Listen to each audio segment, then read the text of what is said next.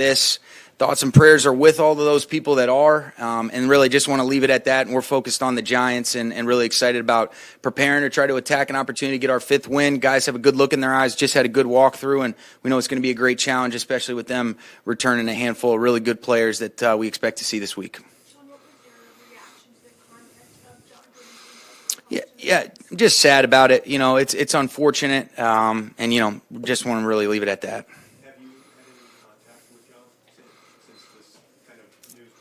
No. Well, I was going to say, were you you were on the Washington staff at some of those years. Were you contacted at all by the NFL as part of that investigation? I was not. Can you kind of clarify when you say sad, were you sad for the content that Jon put out there? Are you sad for Jon? All of the above. I just think it's a really unfortunate circumstance. So I'm sad for the many people that have been negatively affected, anybody that was offended by this. There's a lot of families, there's a lot of things that go into this, and there's a lot of people that have been affected, and that's what I'm sad about. It's a kind of a sad commentary all around, and it's an unfortunate thing that we're even talking about it right now. The emails, as reported and discovered, showed sort of a pattern of comfort in discussing some of the topics between Jon Gruden and some high-ranking football personnel and people, including Bruce Allen and I believe Jim McVay as well. First of all, what are your thoughts on sort of the ecosystem that allows that sort of thing to take place? And do you feel that as you guys have established yourselves in Los Angeles, you've taken steps to ensure that such an ecosystem is not in place here? Yeah, I think first of all, kind of like what we've talked about with the sensitivity of all the things that have gone on over really the last year. I've been raised to love people, to care about people. I think one of the great things about this game is you bring people together from a bunch of different backgrounds, and I think there becomes an understanding of, man, you see people in their purest form, and that's what you love about being able to do this and the different amount of people that I've gotten exposed to.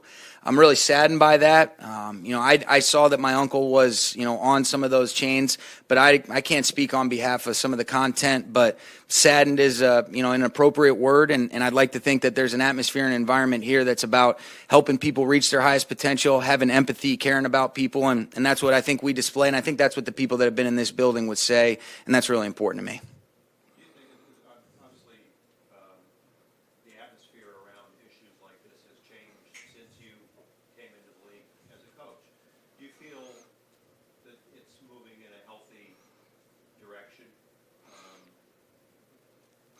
Well, I think there's a lot of instances where there's a heightened sense of awareness.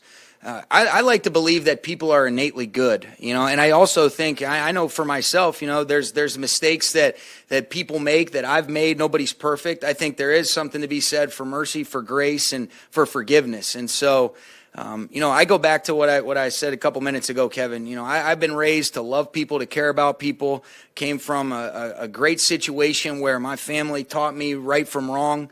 I haven't always been perfect, but I do think, with the platform that I'm so fortunate and blessed to be able to have, it's about bringing people together, building people up, helping them, maximize their highest potential, but also be the best person they can possibly be. And that's something that I'm committed to trying to do, and that's what we'll always try to do here. Sean, as part of the game preparation, even though the New York Giants are dealing with those injuries, they're trying to get back on track.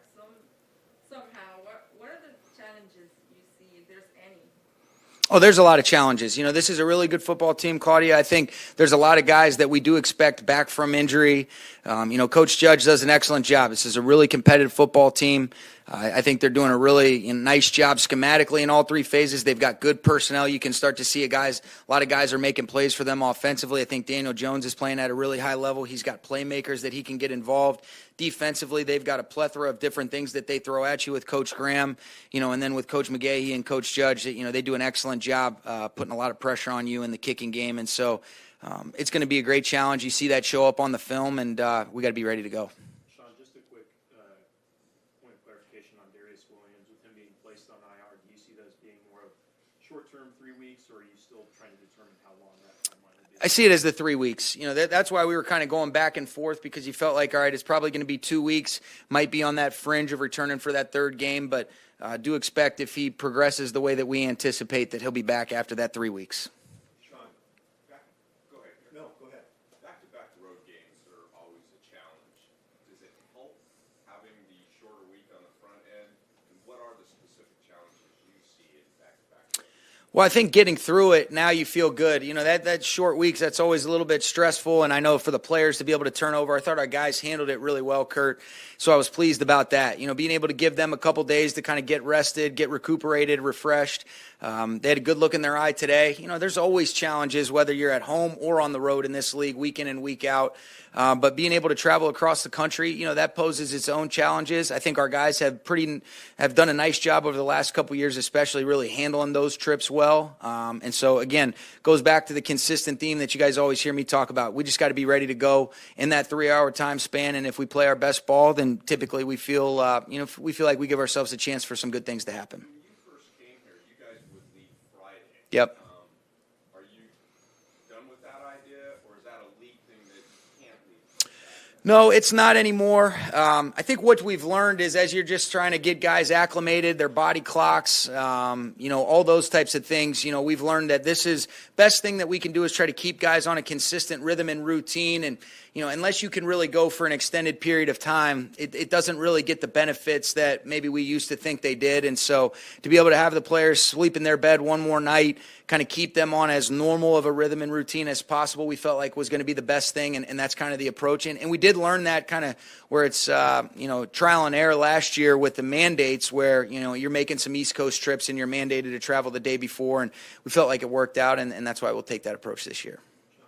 Because the Gruden situation is such a big NFL story. Yeah. Do you address that at all, and part of that with your team? And secondly, do you as an organization, coaching staff, executives, and whatnot, meet at all to discuss that and where you guys are at and how you operate?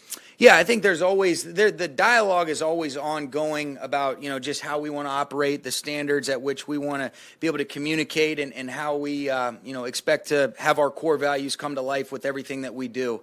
With our players, I think those are kind of better to have if it's a one-off or if it was something that specifically affected our team.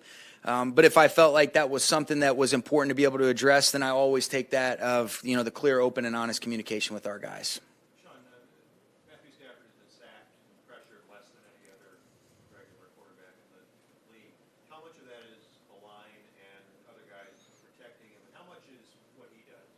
I think all of it. I think it's a combination of all of those things is what I really meant to say. I think the line's done an outstanding job. I think our receivers and tight ends and backs are doing a nice job of being able to separate in the rhythm and timing. I think Matthew has a great feel for the pocket where that internal clock kind of goes off. And I think that's a credit to all 11. And that's why you always hear me say football is the greatest team sport that there is. It's a great thing. We want to continue to, have that be something that we can stand by. And I think that's been a credit to all those guys that you mentioned.